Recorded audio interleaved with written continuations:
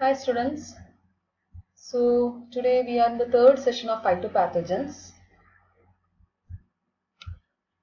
So let's see what are the main plant fungal diseases. The first one is wilt of tomato, which is caused by Fusarium oxysporum lycopelsicii. Its short form is FOL. It's a significant contributory pathogen of tomato vascular wilt. The disease starts out as yellowing and drooping on one side of the plant, and leaf wilting, plant stunting, browning of the vascular system, leaf death and lack of fruit production also occurs. It also causes chlorosis, necrosis, premature leaf drop, browning of the vascular system, stunting and damping cough. The most important of these is vascular wilt. Fusarium will start out looking like vein clearing on the younger leaves and drooping of the older lower leaves, followed by stunting, yellowing of the lower leaves, defoliation, marginal necrosis, and ultimately the plant death. On older plants, symptoms are more distinct between the blossoming and fruit maturation stages.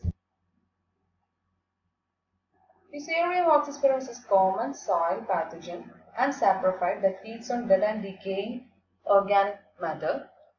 It survives in the soil debris as a mycelium, and it is commonly recovered from the soil as chlamydospores. This pathogen spreads in two basic ways. It spreads short distances by water splash and by planting equipment, and long distances by infected transplants and through seeds. Fusarium oxysporum infects healthy plants by means of mycelia or by germinating spores, penetrating the plant's root tips, root wounds, or lateral roots.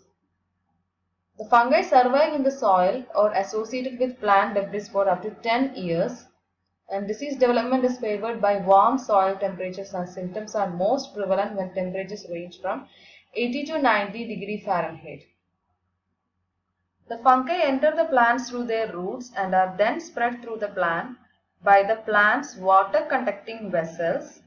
Eventually, the spores and the mycelia clog the vascular vessels, which prevents the plant from uptaking and translocating nutrients. In the end, the plant transpires more than it can transport. The stomata will close, the leaves will start wilting, and the plants will ultimately die because it is not able to take any nutrients since its vascular vessels have been blocked. After the plant dies, the fungus invades all tissues, sporulates, and continues to infect neighboring plants.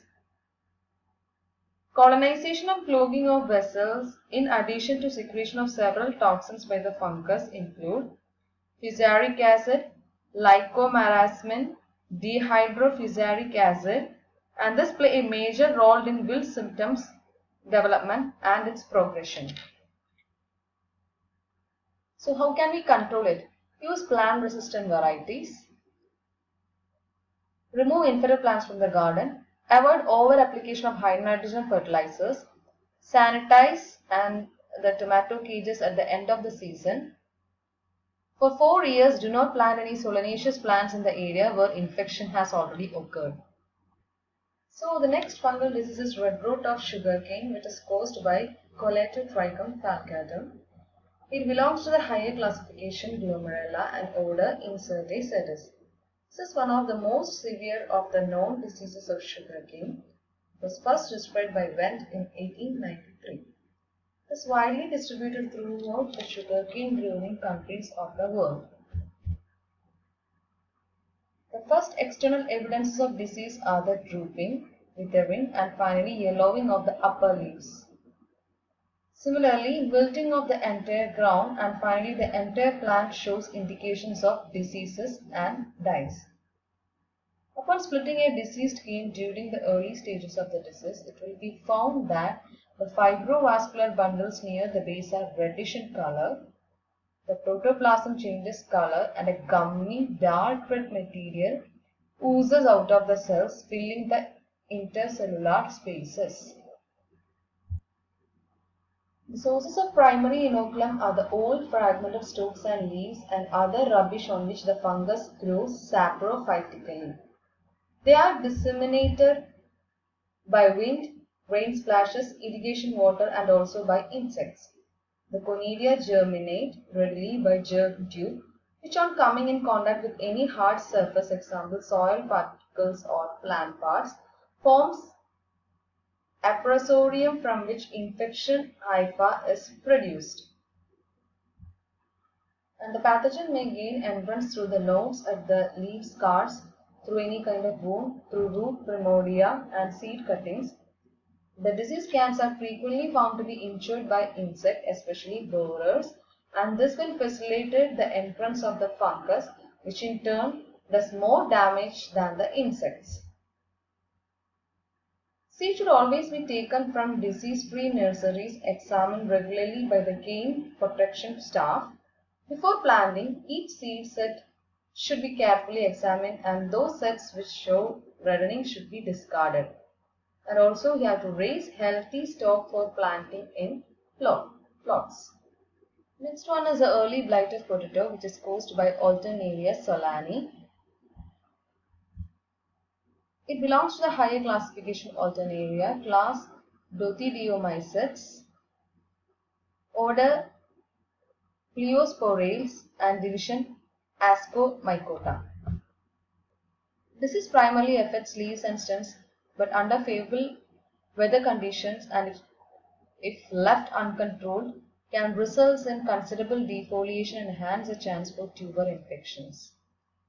Premature defoliation may lead to considerable reduction in yield, and the disease can also be severe on tomatoes and can occur on the other solanaceous crops and weeds. Infection can occur from early to mid-July. The fungus can penetrate the leaf surface directly through the epidermis and spores begin appearing in 2 to 3 days. Lesions are most numerous and pronounced on lower, older, and less vigorous leaves and on early maturing varieties. The lesions are dark brown and appear leathery with faint concentrate rings, giving a target spot effect. The tuber infection appear as generally small, irregular brownish black spots which are usually slightly sunken. The rotted tuber tissue is firm, hard, and somewhat cocky. Going to the control methods, plant only disease-free certified seed. Follow a complete and regular foliar fungicide spray program. Practice good killing techniques to lessen tuber infections. Allow tubers to mature before digging. Plant only disease-free certified seed. Follow a complete and regular foliar fungicide spray program. Practice good killing techniques to lessen tuber infections. Avoid replanting potatoes or any other Solanaceae family plants in the affected fields for at least 2 years if severe outbreaks have been experienced. Next one is the Fusarium cotton wilt. This type of cotton wilt is caused by Fusarium oxysporum and it belongs to the order Hypocrales. And the wilt is generally evident on warm days and yellowing and necrosis of lower leaf margins occur. The vascular system of infected plants is discolored brown in affected portions of the tissue. This is most apparent in the lower stem and upper taproot. The discoloration starts in the taproot, spreads into the stem. The fungus is present both inter and intracellularly in the host tissue. The mycelium plugs the xylem vessels partially or completely. Fungus also produces vivotoxin, fusaric acid, which is partially responsible for the wilting. Yellowing and browning of the cotyledons happen, and the leaves lose their turgidity. First turn yellow and then brown, and then they will finally drop off. Browning and blackening of vascular tissues happens, and there is discoloration of leaves starts from the margins and spread towards midribs. The Fusarium wilt is spread over long distance in contaminated soil. The contaminated soil can be carried on the roots of host plants, boots and clothing, vehicles, machinery and equipment. So in this way the chances of spreading are wide.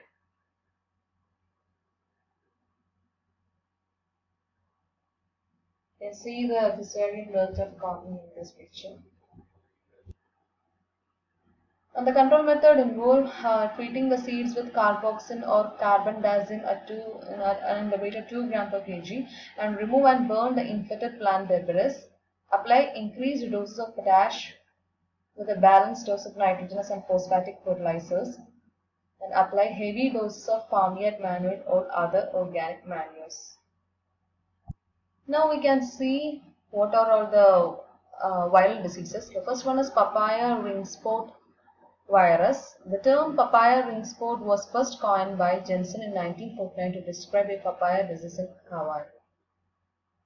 The previously described diseases such as papaya mosaic, which is caused by papaya mosaic virus, and watermelon mosaic, were shown recently to be caused by the papaya ring spot virus, and it is termed as PRSV. Papaya ring spot virus is PRSV. It belonged to the higher classification Potivirus and family Potiviridae, class Telpaviridates, kingdom Orthonaviridae. And the symptoms include in papaya the leaves develop prominent mosaic or chlorosis on the leaf lamina and water-soaked oily streaks on the petioles and upper part of the trunk. And there is also distortion of young leaves which also result in the development of a shoestring appearance that resembles mite damage. Trees that are affected at a young stage remain stunted and will not produce an economical crop. Fruit from infected trees may have bumps similar to that observed on fruit of plants with boron deficiency and often have green spots, which is the basis for the disease, its common name. The first symptoms are the appearance of oily streaks on the younger leaves, and the younger leaves show clearing along the veins that give an appearance of flecks. The virus PRSV is transmitted non-persistently by aphid vectors and does not multiply in the vector. The disease cycle can start with aphids feeding on infected papaya for as little as 15 seconds and then subsequently feeding on a healthy papaya. There is no incubation period. The virus does not persist in the vector, so transmission to another plant has to occur very rapidly. The next viral disease is tomato yellow leaf curl virus. It's a DNA virus from the genus Begomovirus and the family Geminiviridae. TYLCV, that is tomato yellow leaf curl virus, is the most destructive disease of tomato, and it can be found in tropical and subtropical regions, causing severe economic losses. The virus is transmitted by an insect vector from the family Allirovidae and the order Hemiptera, and it's a whitefly Bemisia tabaci, commonly known as the silver leaf whitefly or the sweet potato whitefly. The primary host for TYLCV is the tomato plant, and other plants hosts where TYLCV infection has been found include eggplants, potatoes, tobacco, beans, and peppers. The symptoms include severe stunting, reduction of leaf size, upward cupping or curling of leaves, chlorosis on leaves and flowers, and reduction of food production. And they show stunted growth, and the plants infected at an early stage of growth will show severe stunting, and the fruit production is dramatically reduced. And for the control methods, select resistant varieties, and also we have to manage the whiteflies because it is this virus is transmitted by this insect vector, and cover plants with floating row covers of fine mesh to protect from whitefly infestation. And the other virus is banana bunchy top virus. It's BBTV. It's a plant pathogenic virus of the family Nanoviridae, known for infecting banana plants and other crops, and the infected plants are stunted and have a bunchy leaves at the top.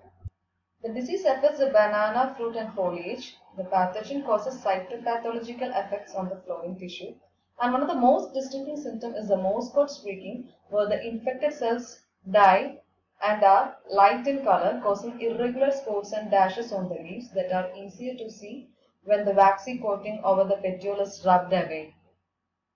The disease is transmitted from plant to plant in tropical regions of the world by banana aphids, Pentalonia nigronervosa. You can see it here. And these aphids acquire the virus while feeding on the sap of infected plants. and it can also feed on heliconia and flowering ginger.